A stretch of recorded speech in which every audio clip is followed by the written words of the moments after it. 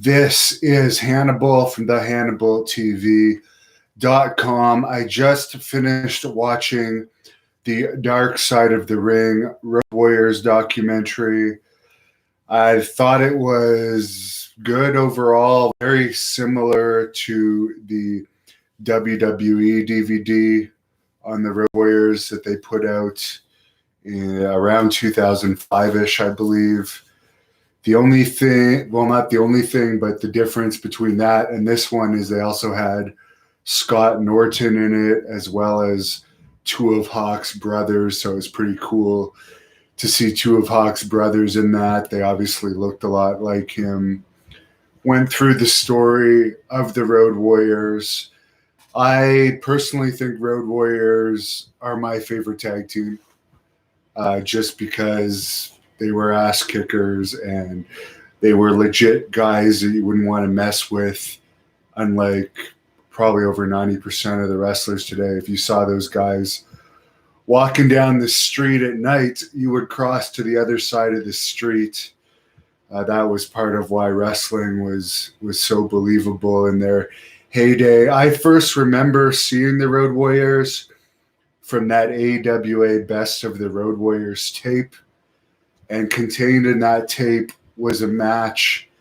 I think it was in Hammond, Indiana or somewhere, where it was the Road Warriors against Kurt Hennig and Larry the Axe. And there was a riot at the end of that match. And you can tell that the Road Warriors are literally fighting the fans on the way back to the dressing room. And I think I rented that video from Blockbuster back, like probably 10 times before I finally bought it. I think I found it at some used video sale. But that was before they made their WWE debut.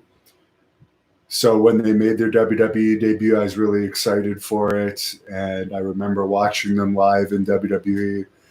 I did wrestle on one show that both the Road Warriors were on as a tag team in 2002. It was a Jacques Rougeau show, and Animal and Hawk were on that show.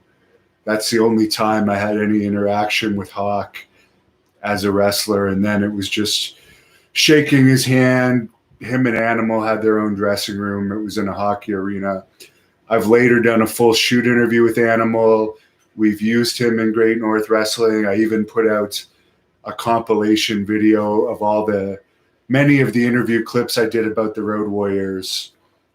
I put that out this week, so I'll pin the link to the top of the comments and also put it in the description. It's worth checking that out, and my shoot interview with Animal, and I will try and get a Skype interview with Animal soon. Dashma Meta, you have the best wrestling channel on YouTube. Love your content. Frank Nashton, we're not going for the finish.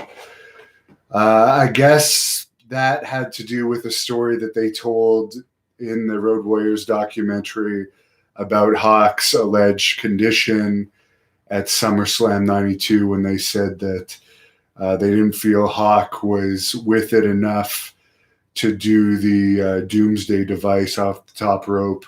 So they did a power slam instead. So that's a story that, again, has already been out there. Animal also put out a book.